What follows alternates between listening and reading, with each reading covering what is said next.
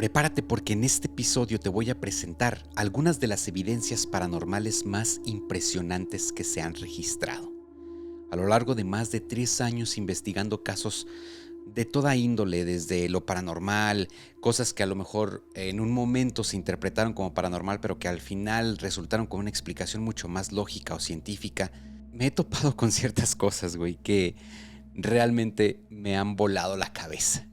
El día de hoy, juntos, tú y yo, nos convertiremos en auténticos cazafantasmas y juntos analizaremos algunas de las evidencias más impactantes jamás captadas. La sustancia que en estos momentos estás viendo en pantalla, una sustancia que podría verse un poco amarillenta, empezó a salir de los muebles de la casa de Jackie.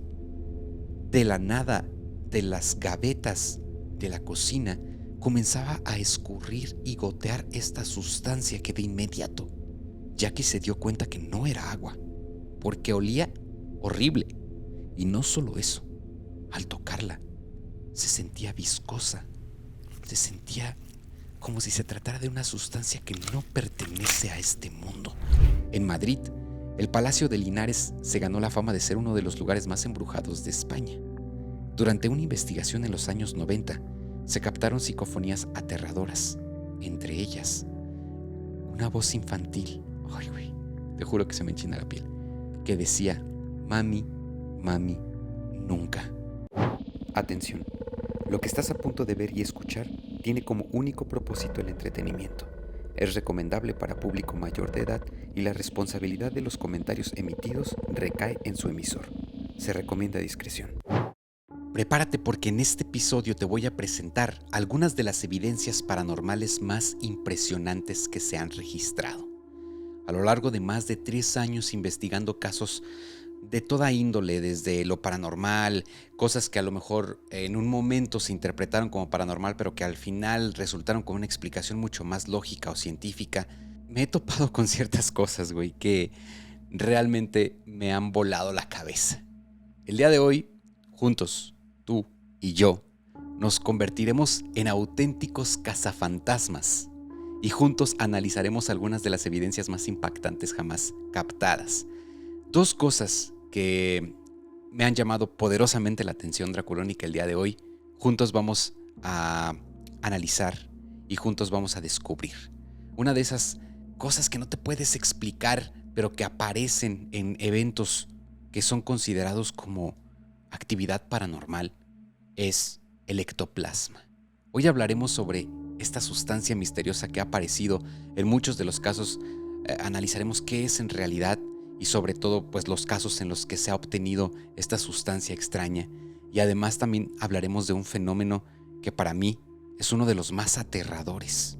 Cada vez que escucho estas cosas se me pone la piel de gallina. Hay un escalofrío que me recorre todo el cuerpo de arriba a abajo mientras lo estoy escuchando. Y eso es nada más que las psicofonías. Existen psicofonías sumamente impresionantes, donde son difíciles de creer, francamente. Psicofonías donde se pueden escuchar frases muy bien articuladas, donde pues lo más probable es que se trate de alguna persona haciéndolas. Pero hay ciertas psicofonías, hay un pequeño grupo de estas evidencias que han quedado para la posteridad en la historia de la humanidad. Psicofonías que son absolutamente alucinantes. El día de hoy vamos a analizar estas evidencias. Así que por favor, prepárate. Ya me viste, güey, que estoy en tono serio. Ya me viste que estoy en tono misterioso y paranormal, porque el día de hoy, como te decía, tú y yo nos convertiremos en auténticos cazafantasmas y haremos un viaje no solo a otra dimensión, sino a un mundo maravilloso en el que cualquier cosa puede suceder.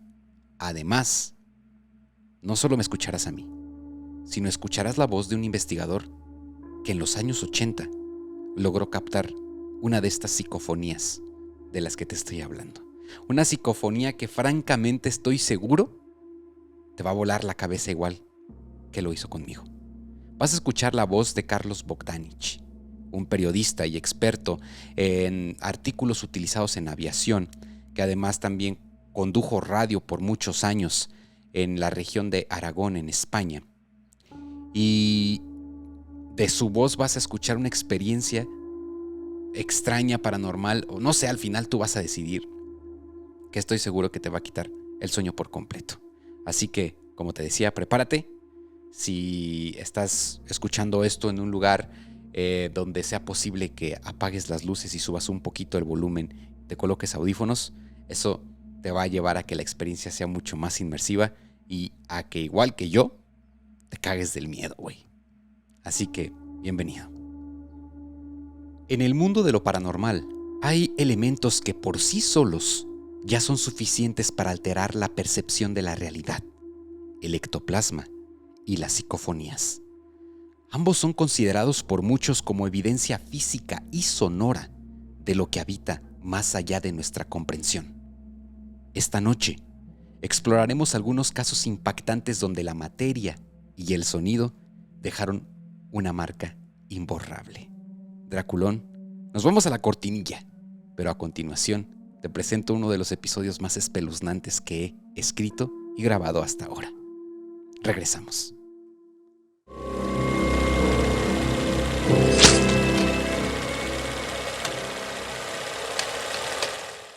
Listo, hemos regresado. Ahora sí te saludo como siempre, güey. Pero es que me tenía que poner en ese mood, güey. Me tenía que poner en ese pinche papel de investigador de lo paranormal, misterioso, porque este episodio lo amerita completamente. Creo que los primeros 3 episodios, si tú ya los recordarás, de esta nueva, no sé si llamarlo temporada, güey, pero de esta nueva etapa en la que estoy contándote historias solamente a ti. Esa es una cosa entre tú y yo. O sea, el primero fue de las cosas más perturbadoras encontradas en la basura. Luego grabamos el tercero, me parece que fue el de venenos letales y casos a lo largo de la historia donde ha habido envenenamientos que han cambiado el rumbo de la historia. Y no me acuerdo cuál fue el segundo. Ya lo busco porque también ese me gustó muchísimo, que fue el de las abducciones de Allagash. Y pues bueno, a lo largo de estos episodios que he tenido la oportunidad de grabar entre tú y yo, te decía, pues este es uno de los más intrigantes, güey, más misteriosos, más que me han puesto a pensar muchísimo. Y no solo de estos episodios, sino yo creo que de toda la existencia del podcast de Una Historia Antes de Dormir. Entonces ameritaba ese mood, ameritaba esa introducción para que nos pusiéramos en sintonía, güey, tú y yo. Pero pues bueno, ¿qué te parece si empezamos? Porque no puedo esperar para contarte lo que para mí es uno de los más grandes misterios de la humanidad. Así de grande es lo que te voy a contar al final de este episodio y que vas a poder escuchar con la voz de una de las personas que estuvo ahí, que tuvo la oportunidad de tener experiencias. Ya lo escucharás, güey, ya lo escucharás. Así que ponte cómodo, por favor, porque esto va a estar muy bueno. Iniciamos con una de las cosas que me puso a pensar mucho, güey. Y es que yo creo que quizás has visto la película de Los Cazafantasmas. O quizás has visto películas o series como Misterio a la Orden o la de Gasparín, güey, esta serie animada que me encantaba ver. En fin, has tenido contacto con ese tipo de películas y series en las que muy probablemente pues has visto una aparición eh, que esté así como si fuera un líquido, un tipo de moco gigante verde que va dejando rastros por todos lados. Esto es precisamente el ectoplasma, o es como se ve el ectoplasma en las películas, en las series en Hollywood. Es esta sustancia extraña, esta sustancia viscosa de un color, normalmente nos lo muestran verdoso. Es precisamente eso. Pero ¿de dónde viene? O sea, ¿cómo dieron con esa imagen para mostrar en las series y películas? Pues viene precisamente de casos en los que esta sustancia realmente ha aparecido. Ahorita te lo voy a contar, pero no es quizá así, no es quizá un monstruo gigante verde, un moco verde, güey, así, no. Pero ha habido casos a lo largo de la historia, casos paranormales en los que sin ninguna explicación ha aparecido una sustancia que hoy se conoce en el mundo de la parapsicología como ectoplasma. Una sustancia viscosa, muchas veces de un color amarillento, de un color algunas veces más transparente, pero es una sustancia que aparece de la nada.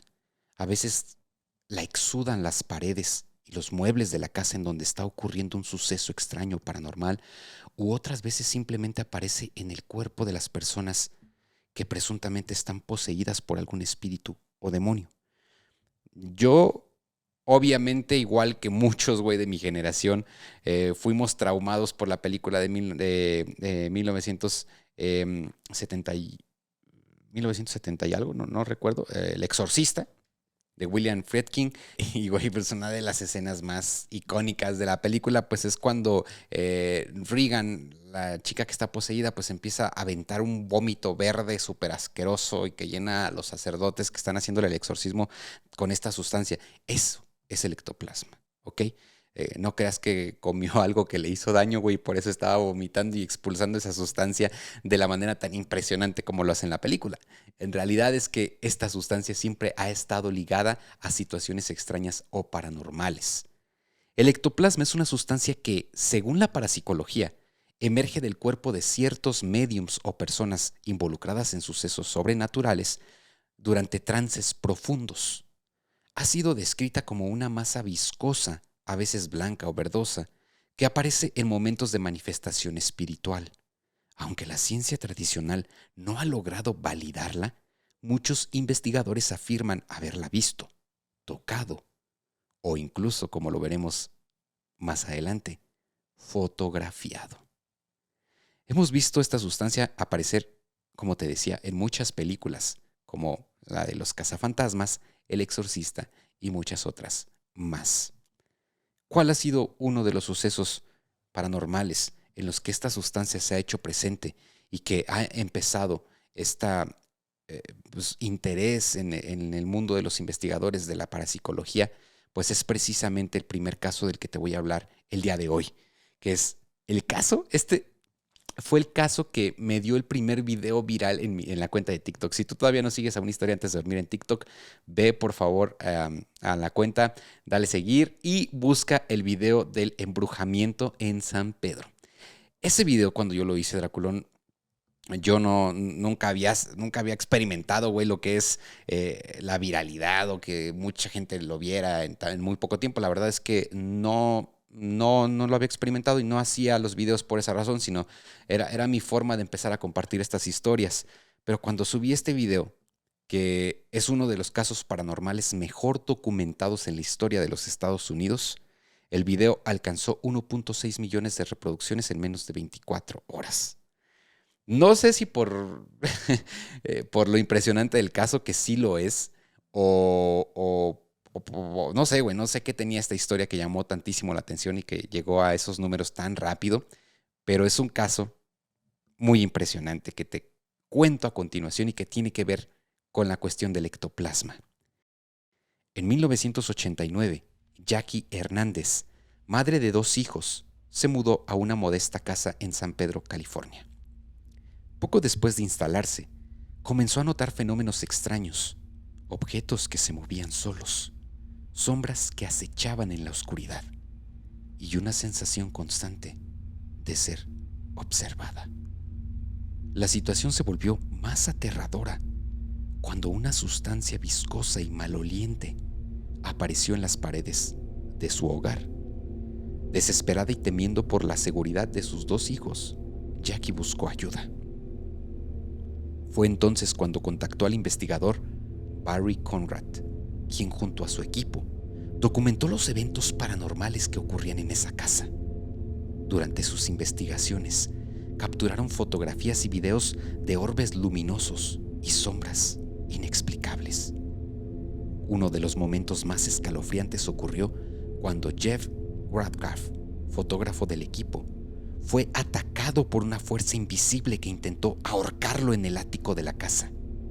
Este incidente dejó claro que la entidad presente no solo era consciente, sino también muy agresiva. A pesar de los esfuerzos por comprender y mitigar la actividad paranormal, Jackie decidió mudarse, esperando dejar atrás los sucesos que la atormentaban. Sin embargo, los fenómenos la siguieron a su nueva residencia. Sugirieron que la entidad estaba ligada a ella y no al lugar. El caso de Jackie Hernández Es uno de los más documentados de la historia de la investigación paranormal. Hasta el día de hoy, sigue siendo un misterio sin resolver, dejando preguntas sobre la naturaleza de aquellas entidades y su conexión con nuestro mundo. Ahora, si tú estás escuchando esto a través de alguna plataforma de audio, te invito a que por un momento pongas pause y vayas al canal de YouTube. Aprovecha para dejarme tu like, comentario, güey, darle seguir y activar la campanita de notificaciones ya que andas por allá, por favor. Porque a continuación vamos a ver la fotografía, primero, del investigador Jeff Whitcroft, que presuntamente fue atacado por esta fuerza invisible. Y después vamos a ver la foto de lo que ellos describen, los investigadores que estuvieron con Jackie, como ectoplasma, ¿ok? Aquí estamos viendo en estos momentos la fotografía de Jeff. No sé si se puede fingir algo así, Drácula. No sé si el ataque de una fuerza como esta, en la que podemos observar a Jeff literalmente doblando su cabeza en una escalera y como siendo elevado por el cuello por una fuerza misteriosa, como si algo tratara de ahorcarlo, güey. Eso es lo que vemos en la fotografía. Es una fotografía sumamente intensa, con un dramatismo muy profundo y con un miedo que se puede ver en los ojos de Jeff. Un miedo que yo creo que es muy difícil de fingir. Y aquí te presento la fotografía de lo que ellos describen como ectoplasma. Esta sustancia que en estos momentos estás viendo en pantalla, una sustancia que podría verse un poco amarillenta, empezó a salir de los muebles de la casa de Jackie. De la nada, de las gavetas de la cocina, comenzaba a escurrir y gotear esta sustancia que de inmediato Jackie se dio cuenta que no era agua, porque olía horrible. Y no solo eso, al tocarla, se sentía viscosa, se sentía como si se tratara de una sustancia que no pertenece a este mundo. Algunas muestras fueron colectadas por el equipo de investigación de Barry, fueron llevadas al laboratorio, un laboratorio que desde luego ellos eligieron, y las personas que estudiaron esta sustancia dicen que existía la presencia de plasma sanguíneo humano en esta sustancia. Después, estas pruebas ya no se sabe dónde quedaron, esta sustancia ya no volvió a aparecer y hay quienes dicen que obviamente el equipo de Barry manipuló toda la situación para ganar una ventaja de todo esto y que pues el caso se volviera más popular, se volviera viral en los medios de comunicación de la época y esto pues que le atrajera mucha audiencia. Pero otros sostienen, incluyendo el equipo de investigación de Barry, que esa sustancia apareció de pronto y que se trataba de ectoplasma que contenía plasma sanguíneo humano. Entonces, este es uno de los primeros casos impactantes documentados en los que se tiene registro de la aparición de ectoplasma. ¿Ok? Todos los casos que te voy a presentar a continuación son casos que son muy documentados, porque se habla de las apariciones de ectoplasma y de psicofonías, güey, en muchos casos paranormales. Pero muchos de ellos carecen de pruebas suficientes como para realmente ser tomados en serio. Pero el caso de Jackie Hernández, el embrujamiento de San Pedro, te decía, es uno de los casos paranormales mejor documentados. Me gustaría en algún momento hablarte más a detalle sobre este caso, pero por ahora pasemos al siguiente. Y es otro caso de los que se ha hablado muchísimo. Se han hecho tantas películas sobre esto y también hubo la aparición de ectoplasma. Estoy hablando de el caso de Amityville. Seguro lo has escuchado. Algunas de las películas que hemos visto en la época reciente del cine de terror tienen que ver con este caso, incluyendo una de las tantas películas del Conjuro. Este caso inició con una tragedia que marcaría la historia de un estado completo, Nueva York, Long Island. La casa se encuentra ubicada en el número 112 de Ocean Avenue. Es la casa conocida como Amityville en Nueva York, Estados Unidos. Ahora, si tú en estos momentos te diriges a Google Maps y pones 112 Ocean Avenue, te va a mandar de inmediato a esta ubicación en Long Island. Sin embargo, la casa se encuentra completamente censurada en Google Maps. Es decir, tú no puedes ver la fachada y tú no puedes ver cómo luce la propiedad el día de hoy. Esto es porque este caso ha causado tanta intriga y ha llamado la atención de tantos investigadores del misterio y lo paranormal que se volvió insostenible que tantas y tantas personas llegaran un día en la noche o de madrugada intentando ingresar a esta casa para obtener alguna prueba o alguna evidencia de lo paranormal. Es decir, los dueños actuales de esta propiedad solicitaron el apoyo de Google para que esta casa se pudiera, pues, censurar en la ubicación y no pudieras ver cómo luce, y de esa manera tratar de confundir un poco más a las personas interesadas en ir. Que güey, digo yo, o sea, si me preguntas a mí si yo estaría dispuesto a ir a la casa de Amityville a buscar obtener alguna evidencia paranormal, seguramente mi respuesta sería no, porque el que busca encuentra y la verdad es que soy muy miedoso, güey. Entonces, no lo sé, pero hay mucha gente que sí lo haría, ¿no? ¿Qué ocurrió? ¿Qué ocurrió en esta casa? Pues todo comenzó la madrugada del 13 de noviembre de 1974, cuando Ronald Defoe Jr., de 23 años, asesinó brutalmente a 6 miembros de su familia mientras dormían. Sus padres y sus 4 hermanos. Los mató con un rifle Marlin de calibre 35, disparándoles uno por uno en sus camas. Lo más perturbador es que no hubo señales de que alguno de ellos se hubiese despertado, ni que los vecinos escucharan algún disparo. Ronald afirmó al principio que fue obra de un asesino desconocido, pero luego confesó haberlo hecho él, asegurando que unas voces dentro de su cabeza le habían ordenado cometer los crímenes. Ronald Defoe fue sentenciado a 6 cadenas perpetuas por este crimen. Ahora, desde aquí comenzó una gran intriga sobre por qué un joven, Ronald Defoe, perfectamente en un estado de salud mental y físico bueno, porque mucha gente lo conocía, güey, de pronto un día decide asesinar de esa manera tan brutal a toda su familia. No había indicios de que este joven presentara algún tipo de comportamiento extraño, y mucho menos de que voces que él describe le dijeran cosas, güey. O sea, que de repente él contestara hacia la nada o algo por el estilo. No hubo nada de esto, güey. Desde entonces, cuando se supo de la gran tragedia de la familia Defoe, pues empezaron a hacerse muchas preguntas en torno a lo que realmente había ocurrido en esta casa. Un año después de que ocurrieron los crímenes, en diciembre de 1975, la familia Lutz, George, Katie y sus 3 hijos compraron la casa por un precio muy bajo. Y por supuesto, yo te pregunto aquí, quiero que me lo dejes en los comentarios de este video.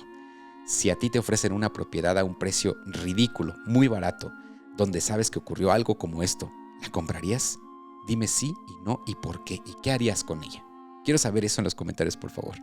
Ellos sabían, afortunadamente, porque muchas empresas de venta de propiedades no te dan los detalles a veces, pero en este caso sí sucedió. Los Lutz sabían del crimen, pero decidieron mudarse igual. O sea, dijeron, güey, pues se sintieron valientes, güey. Dijeron, vámonos, no hay pedo. Solo duraron 28 días allí. De hecho, hay una serie que se llama 28 días paranormales o algo así.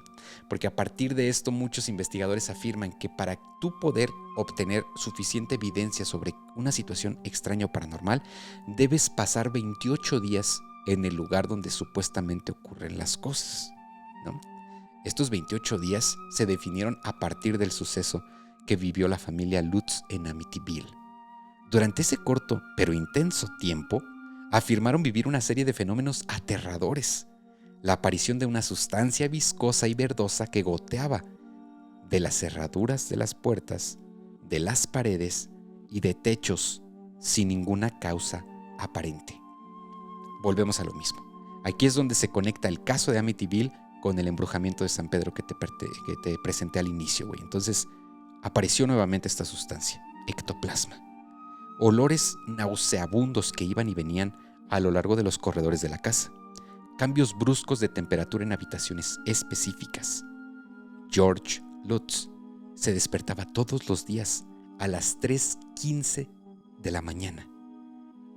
Adivina a qué hora determinó las autoridades de Long Island que Ronald DeFeo asesinó a su familia un año antes, a las 3:15 de la mañana.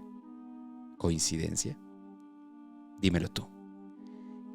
Katie decía haber sentido una presencia demoníaca y aseguró que fue levitada mientras dormía. Una de las hijas afirmó haber visto una entidad con forma de un cerdo, con ojos rojos, brillantes, que la observaba desde la ventana. Objetos que se movían solos y puertas que se abrían y cerraban sin explicación. Un cuarto oculto. Los Lutz dicen haber encontrado un cuarto oculto en el sótano, pintado de rojo, que no figuraba en los planos de la casa. Güey, esto es completamente aterrador. ¿Tú viste La Noche del Demonio? Donde hay una puerta roja en un sótano. ¿Tú viste la película de El Rito con Anthony Hopkins? Donde aparece una mula con ojos rojos. En este caso no fue una mula, fue un cerdo. Hay tantas similitudes, güey. Hay tanto material de donde se han inspirado tantas películas que tú te pones a pensar si algo de esto realmente fue real. Pues lo fue para los Lutz, tanto como para abandonar la casa. Los Warren, la familia Warren, Lorraine y Ed, famosos investigadores paranormales, los mismos que inspiraron las películas del Conjuro, güey, los mismos que hemos escuchado, de los cuales hemos escuchado hablar tantas veces, visitaron la casa en el 76. Aseguraron que el lugar estaba infestado por una presencia demoníaca. Durante su investigación, se captó una famosa fotografía que en estos momentos estás viendo en pantalla de un supuesto niño con ojos brillantes que nunca fue identificado y que no se encontraba en el lugar cuando fue tomada la fotografía. Ahora, es bien sabido que los Warren, lejos de ser unos investigadores serios, lejos de ser parapsicólogos y periodistas serios que buscaban obtener la verdad de casos como este, ellos eran más como unos oportunistas.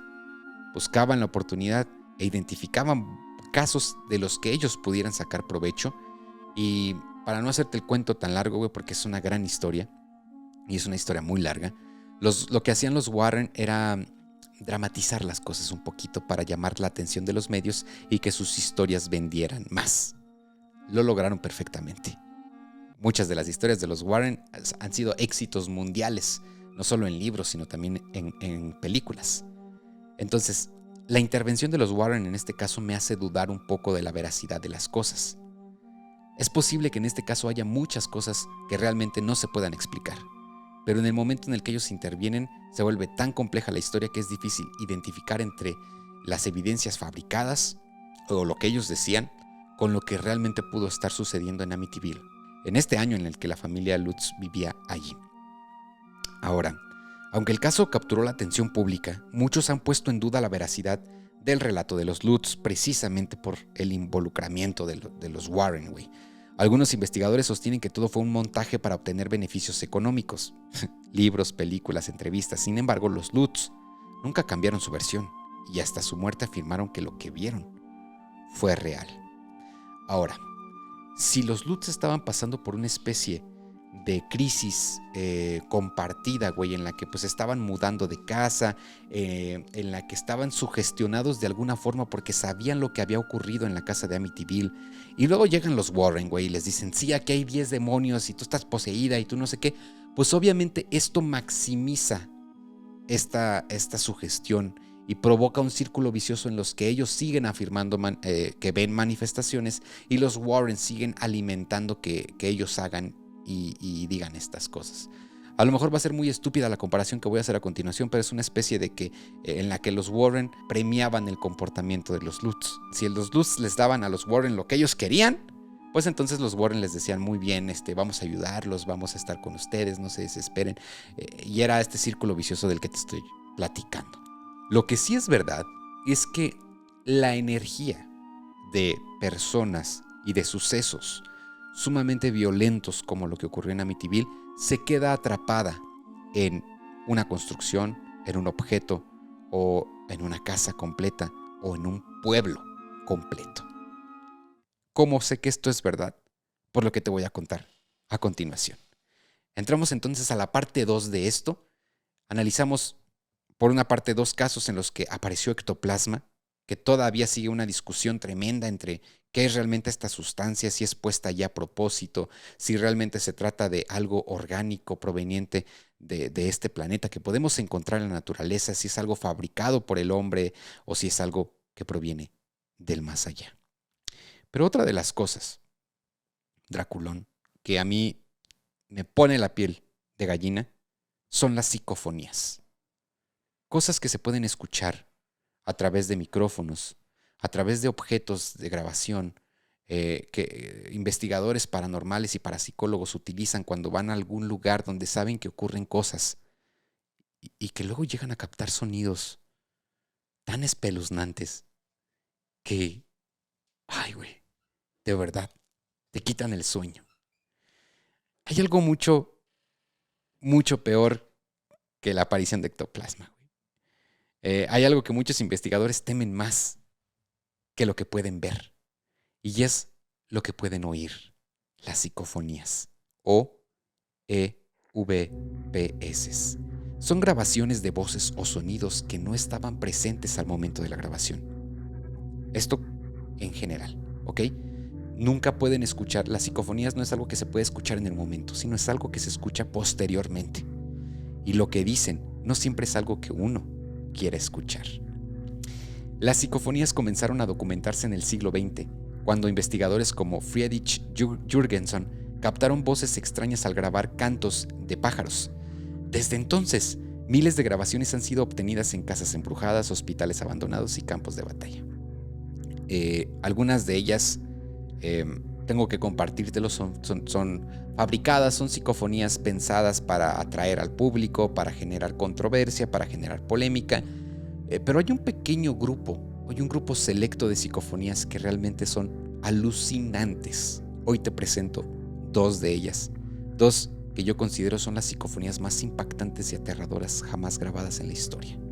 ¿Ok? Prepárate para lo que te voy a contar a continuación. La primera psicofonía que te voy a presentar es una psicofonía grabada en el Palacio de Linares, en España. En Madrid, el Palacio de Linares se ganó la fama de ser uno de los lugares más embrujados de España.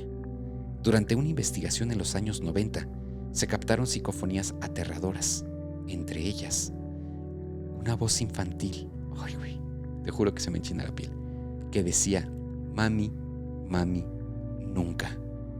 Otra voz que murmuraba, yo tuve una hija.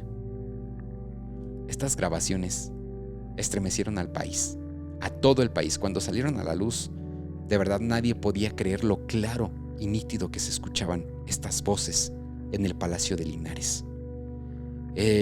Con el paso del tiempo las analizaron y se dieron cuenta que quizá estas voces eran el eco de una historia trágica que parecía seguir viva entre las paredes del palacio. Quizá un hijo o una hija que perdió a su madre y por supuesto una madre que se quedó sin hijo o hija. A continuación, quiero que lo escuches y juzgues por ti mismo.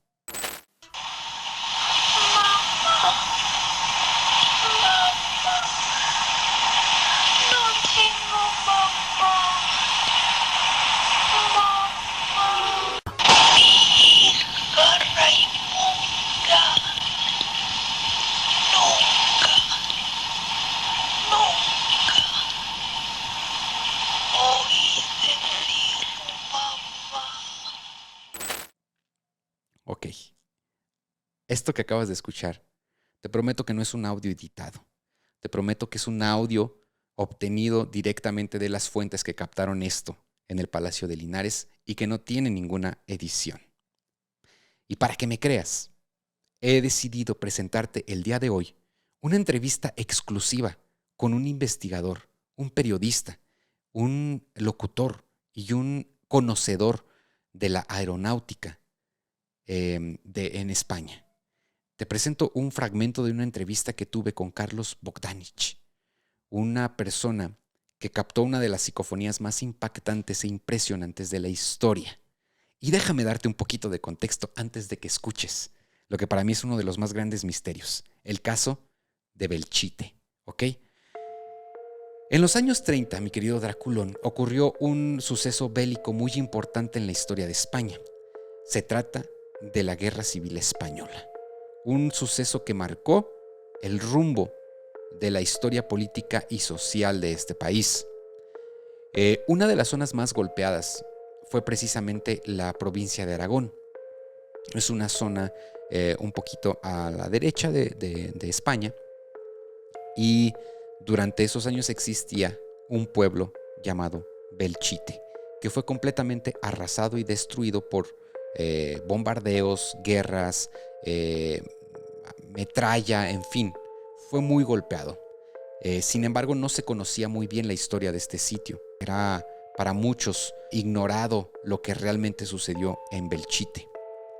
En los años 80, Carlos Bogdanich, un periodista argentino de Buenos Aires, decide mudarse a España, donde se establece precisamente en la misma región, en la provincia de Aragón. Inicia un programa de radio conocido como Cuarta Dimensión, en el que habla de cosas de misterio, etcétera, etcétera. Y un día se le ocurre presentar el tema de las psicofonías en un programa de radio. Para esto él se encuentra decidido a obtener una. Y pues investigando, decidiendo a qué lugar ir, que estuviera cerca, accesible, y que hubiera ocurrido un suceso tan trágico e impactante que pudiera realmente elevar las posibilidades de obtener una psicofonía, deciden él y su equipo de grabación ir a Belchite. Hoy existen dos pueblos: el pueblo nuevo, es un pueblo normal, y el pueblo viejo, que es lo que quedó destruido durante la Guerra Civil Española. Entonces, ahora, escucha de la voz de Carlos Bogdanich qué sucedió aquella noche de octubre de 1986 y cómo él y su equipo obtuvieron una de las psicofonías más impactantes de la historia. El programa en aquel entonces tiene la posibilidad de escucharse en toda España, absolutamente en toda España, cosa que hoy en día está todo mucho más reducido. Si tú tienes un programa de radio en una ciudad, y ojo, que no le pises al que tiene ya el circuito, ¿entiendes? Pero claro, en aquel entonces era distinto, había más libertad de acción, ¿no? Eh, pues bueno, pues entonces el programa o el periódico nos provee de material muy bueno, de la mejor calidad que había para grabar, para hacer grabaciones. Nada, y cogemos un día, una noche mejor dicho, y preparamos todo para ir a un lugar a hacer una psicofonía. Pero primero nos planteamos, y esto es importante, nos planteamos dónde vamos a hacer la psicofonía. Entonces, la cuestión estaba yo comentaba, digo, hombre, lo normal es, según dicen los estudiosos de este tema, que una psicofonía se consigue más fácilmente en un sitio que ha acontecido algo importante, algo fuerte, algo emocional, etcétera, etcétera. Digo, hombre, tenemos en la historia de España, tenemos la guerra civil, que fue también una contienda de mucho cuidado y que de alguna manera hay lugares, hay puntos estratégicos en zonas de España donde ha habido problemas bélicos muy fuertes. Digo, y aquí, cerca de Zaragoza, a 50 y pico kilómetros de Zaragoza, tenemos el pueblo viejo, perdón, el pueblo del Site, donde ahí hubo una contienda bélica en la Guerra Civil Española muy fuerte. Pues nada, nos fuimos a Belchite. O sea, para ustedes fue muy fácil llegar a esa conclusión de que necesitaban un lugar donde hubiera ocurrido algo importante, algo con la suficiente energía para que eso pudiera aumentar las posibilidades de que ustedes pudieran captar una psicofonía. Esa fue la premisa previa. Es decir, de alguna manera la idea que teníamos de decir, hombre, si todos los investigadores en esto coinciden en que en los lugares donde han acontecido situaciones dramáticas, pues es más fácil, pues hombre, vamos a... Entonces yo les dije, digo, hombre, tenemos aquí muy cerca este lugar, vamos a tal sitio. Un dato anecdótico, Fernando. Nosotros de alguna manera a Belchite lo pusimos en el mapa, porque mucha gente en aquella época aún desconocía la parte histórica de ese lugar. Fíjate cómo son las cosas, ¿eh? Que Ok. no había una conciencia completa de la historia real. Y de alguna manera la creación o el conseguir la psicofonía de Belchite fue un revulsivo tremendo, porque de repente la gente empezó a asociar no solo el fenómeno psicofónico, sino lo que ahí había pasado realmente en la historia, que Sí, fue el una impacto guerra. que tuvo la investigación fue mucho más allá de lo paranormal, sino que se Correcto, extendió a algo histórico y social que fue muy importante en la zona. correcto, correcto, correcto. Pues mira, entonces, nada, el equipo, éramos 6 personas, sí, 6 personas. Nos vamos a Belchite. Llegamos a Belchite. Hay que tener en cuenta para a los oyentes tuyos que hoy en día hay dos Belchites. Es el Belchite viejo, donde nosotros hicimos la psicofonía, y el pueblo de Belchite nuevo, que es el que se construyó porque el Belchite viejo, que sufrió toda la guerra civil, quedó destrozado. En Entonces hay ruinas. un Belchite nuevo, donde de alguna manera pues ahí vive la gente como en cualquier sitio, ¿no? Entonces llegamos primero al Belchite nuevo, o sea, al pueblo nuevo. Pero claro, remontémonos también a la época, año 86. Es decir, llegamos al pueblo, mm, que en esa época era mucho más pequeño que lo que es ahora, y la idea mía era también ir primero al cuartelillo de la Guardia Civil a decir, o sea, a informar que íbamos a estar en el pueblo viejo, que está al lado mismo, realizando todo esto durante la madrugada para que no se nos presenten de repente en mitad de la psicofonía y nos tiren. La noche, octubre del 86, era una noche de un frío intenso, pero frío, frío. Y con una niebla que a pocos tú sacabas la mano así delante y no la veías. O sea, una niebla totalmente muy, muy compacta. Pues llegamos a un sitio, hay que recordar que nosotros desconocíamos totalmente el lugar, era la primera vez que íbamos, y entonces nos encontramos con una iglesia, claro, que había sufrido las bombas toda la cuestión, ¿no? Pero que aún mantenía el techo, que hoy ya no tiene ni techo. Pero bueno, en esa época todavía tenía el techo. Nos metemos en la iglesia esta y entonces colocamos los aparatos de grabación. Micrófonos, un micrófono eh, a fondo, otro en la puerta de entrada donde estaba la pila bautismal. Y en cuanto poníamos todo en funcionamiento, que yo te envié unas fotografías Sí, sí, que sí. son Justamente las las vamos a mostrar. originales de esa época, eh, ponemos todo en funcionamiento y nosotros nos íbamos automáticamente al coche, nos metíamos dentro y ahí nos quedábamos en silencio total, esperando que las cintas hiciesen la grabación para luego bajar, volver a cambiar las cintas, poner una nueva. Bien, nosotros no escuchamos absolutamente nada en toda la noche. Nosotros estuvimos haciendo grabación desde las 0 horas hasta las 5:30, 6 de la mañana. Eh, Insisto, con un frío de aquí te espero, o sea, tremendo. Bueno, no escuchábamos nada y por supuesto el hecho fue que luego recogimos todo el material para traerlo a Zaragoza para escucharlo. Pero durante el transcurso de toda la noche nos pasaron dos cosas, dos fenómenos realmente increíbles. Estando sentados dentro del coche, en total silencio, como te decía antes. Yo estaba de copiloto y Juan Carlos Mora, miembro del equipo Cuarta Dimensión, él estaba en el volante y mis otros compañeros detrás, en total silencio.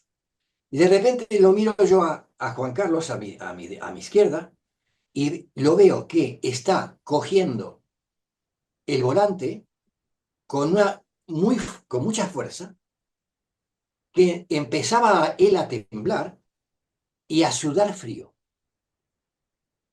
Y le digo yo, Juan Carlos, ¿qué te pasa? Él estaba con la mirada totalmente absorta y directa hacia el frente. Recordad, estábamos de noche, no había nada de luz, nos rodeaba totalmente la niebla y él estaba observando directamente hacia adelante y comenzó a gritar, nos están rodeando, me están apuntando. Le dio empezó a observar, según nos comentó luego cuando lo tranquilizamos, que él veía que estaban alrededor del coche militares apuntándolo a él. Menuda momento de tensión. Eso en ese momento dentro del coche. Ya luego, cuando lo tranquilizamos y demás, además en ese momento utilicé unas técnicas que hay en hipnosis para tranquilizar a las personas, unas técnicas que un día, si quieres, lo podemos comentar, que es un tema también muy Me interesante a la encantaría, me hora encantaría. de calmar que también tiene que ver con la biología.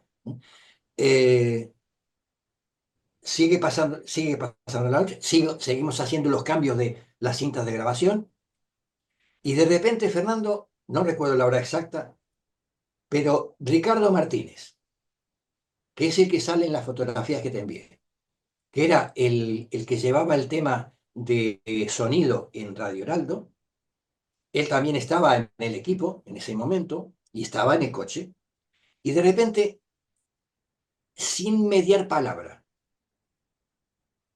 tanto él como yo nos bajamos del coche, nos ponemos uno al lado del otro. Empezamos a andar como si fuésemos dos soldados, como si dos soldados estuviesen marchando.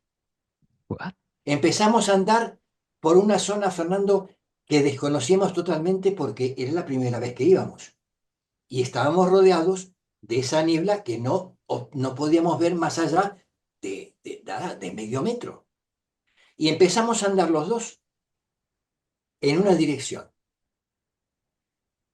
Vamos andando cerca de unos 5 o 8 minutos y nos quedamos de repente delante de un sitio que se llama la Torre del Reloj, que es una torre que en la parte alta tenía un reloj y que, por supuesto, por lo de las batallas, estaba semidestruida.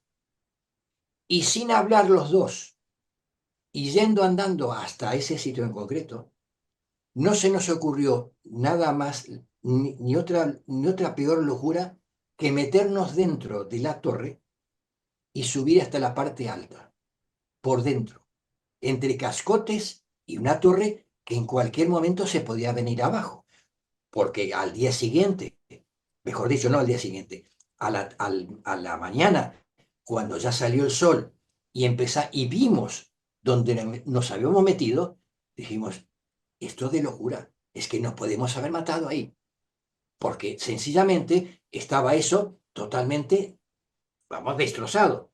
Bueno, pues bajamos luego de la torre y de la misma manera que habíamos ido uno al lado del otro, como marchando, volvimos al coche, nos metimos dentro y no hablamos ni palabra. Esto luego, cuando salió el sol, lo empezamos a comentar que qué nos había pasado en ese momento. Un estado alterado de la conciencia, vete a saber, pero eso nos pasó durante la noche. O incluso algún tipo de, no sé, de posesión en la que aquellas energías que se encuentran en el sitio, aquellos, eh, no sé cómo llamarlo, espíritus, fantasmas o lo que sea, en algún momento pudieron tomar control de sus cuerpos en aquel bucle temporal en el que ellos estaban alguna explicación que quizás la que estás dando tú sería una hipótesis más, pero vuelvo a repetir que no éramos conscientes en ningún momento, vuelvo a repetir, porque nos salimos del coche sin hablar, volvimos al coche sin hablar y todo lo que se hizo, todo lo que se realizó como autómatas, como autómatas. Bien, nos vamos, todo el equipo, ya volvíamos para Zaragoza. Parte del equipo se fue a dormir porque estaban los pobrecicos, estaban agotados. Pero Ricardo y yo dijimos, no, vámonos al laboratorio de la radio para empezar a escuchar las cintas. Vale, vamos con todo el equipo, llegamos a las cintas y nos ponemos con los auriculares y a escuchar las grabaciones. Fíjate, casi 6 horas de grabaciones, pero bueno. Pues mira, aquí hay otro dato también interesantísimo para la gente que le gusta el tema de las psicofonías, como dato técnico además. Las grabaciones empezaron a las 12 de la noche, a las 0 horas. En esa época teníamos 2 horas de adelanto con el horario solar. 2 horas de adelanto. Bien. Las primeras 2 horas de grabación no salió absolutamente nada, salvo el típico refrito de fondo. Sabes que cuando hay una grabación, o sea, una cinta que no ha grabado nada, pero hay un sonido constante. Sí, Ese sonido, pues, bueno, no tiene variación. Pero bueno, sin embargo, los sonidos de la psicofonía comenzaron exactamente a las 2 horas, cuando justamente es la hora solar, cuando comienza la hora solar. Ya vale casualidad, pero desde un punto de vista técnico, desde un punto de vista energético, dices, qué casualidad que la psicofonía comienza justo cuando el sol... Bien, esto por un lado, pero bueno, al dato también anecdótico. Estábamos en el laboratorio de la radio escuchando las cintas. Las primeras 2 horas de cinta, te puedes imaginar que tanto Ricardo como yo, llegó un momento que tanto escuchar el zumbido de las cintas sin ningún sonido, nos quedamos medio dormidos. Pero ala, que de repente cuando comienza la grabación, que comienza a las 2 horas, de repente se escucha un bombazo, un sonido de bomba tan estruendoso que nos levantó a los dos de la butaca donde estábamos. Que fue, además lo comento anecdóticamente, fue la primera vez que yo dije un taco en aragonés, porque es que el susto, el susto fue, el susto fue bárbaro. padre. Ah, Wow. y entonces, escuchamos ese primer sonido y dijimos, ¿y este ruido? Pero es que un estruendo. Bueno, a partir de ahí comienza todos los sonidos que han aparecido en la psicofonía que te pude enviar, que pudiste tú rescatar. Bien, el sonido del avión. Esa psicofonía aparece el sonido de un avión. Y ese sonido, cuando estás escuchando con los auriculares, parece que está pasando por encima de tu cabeza. Entonces, con todo este material, lo que hicimos fue montar un programa al cual traje militares de aviación de España, historiadores, un físico, y luego los propios del equipo que estuvimos en toda la historia. Los militares de aviación confirmaron que el sonido del motor, de ese sonido que aparecía en la psicofonía, era el típico sonido de motor de pistón de un avión que en esa época se utilizó en la Guerra Civil Española. Es más, los historiadores nos comentaron la historia de la siguiente manera.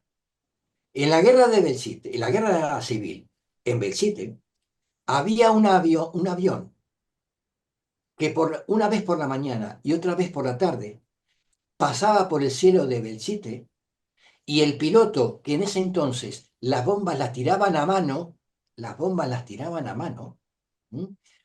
Tiraba la bomba hacia el pueblo desde el avión. Y el piloto, y esto es grave, Fernando, el piloto del avión era un vecino de un pueblo de al lado.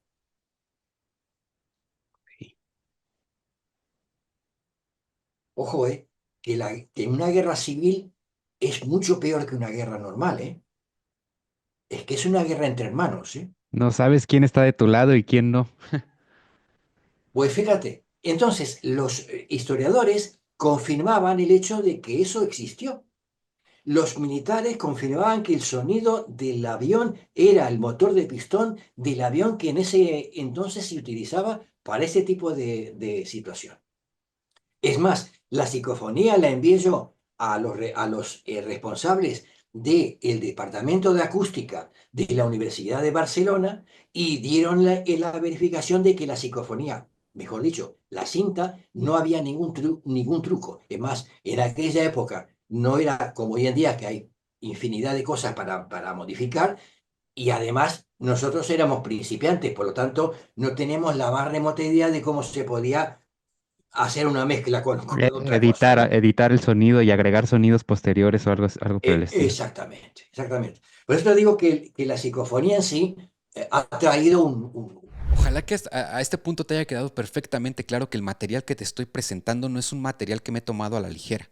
Es un material que realmente he analizado y que realmente he decidido poner en este episodio especial para ti porque es el que más posibilidades tiene de ser completamente real y de llevarnos a ese mundo desconocido, a ese mundo del misterio, a lo paranormal. A continuación, escucha con atención las psicofonías grabadas por Carlos aquella noche de octubre y juzga por ti mismo.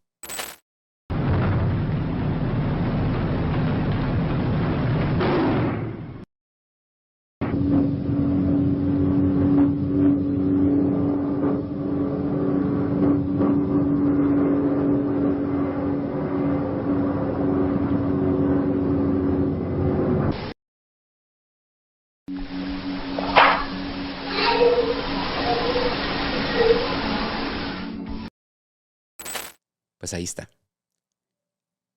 La cuestión de la metralla para mí es un poco dudosa quizá, pero el sonido del avión es completamente claro.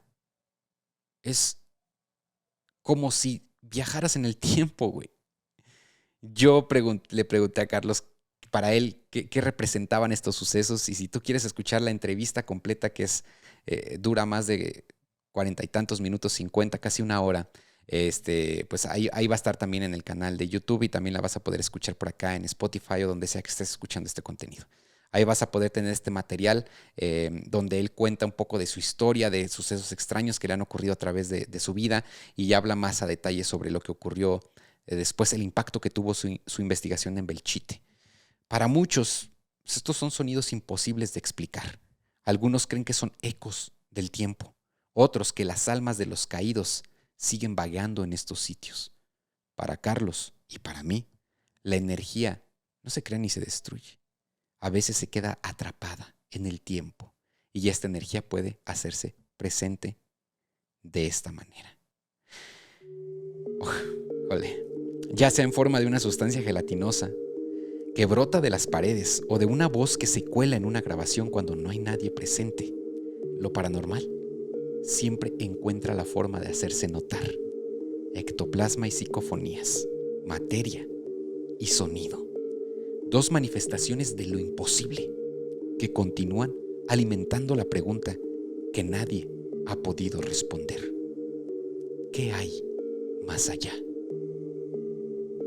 Con esto, mi querido Draculón, concluyo este episodio que he decidido titular Ectoplasma y voces del más allá, evidencias que hielan la sangre. Estoy seguro que las evidencias que escuchaste y viste el día de hoy te helaron la sangre. No me queda nada más que agradecerte por seguir aquí conmigo, acompañándome cada semana.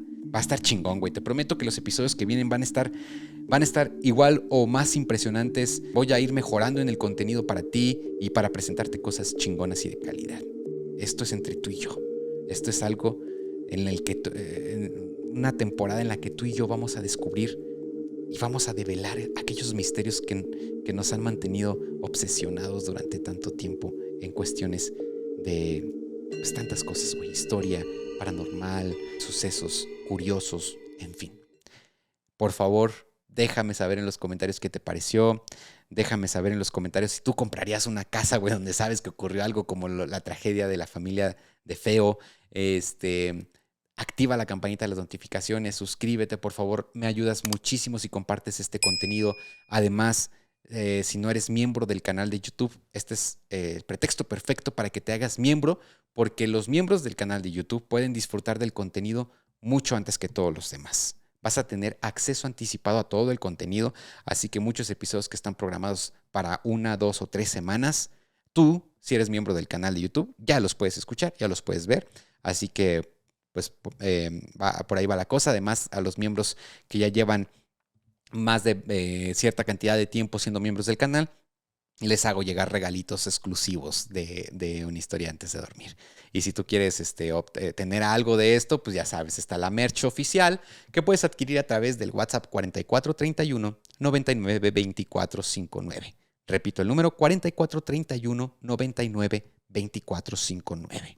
Ahí mándame un WhatsApp, nos ponemos de acuerdo y te mando la merch oficial del podcast. Recuerda seguirnos en todas las redes sociales como Una Historia Antes de Dormir. Por mi parte es todo, nos vemos en el próximo episodio.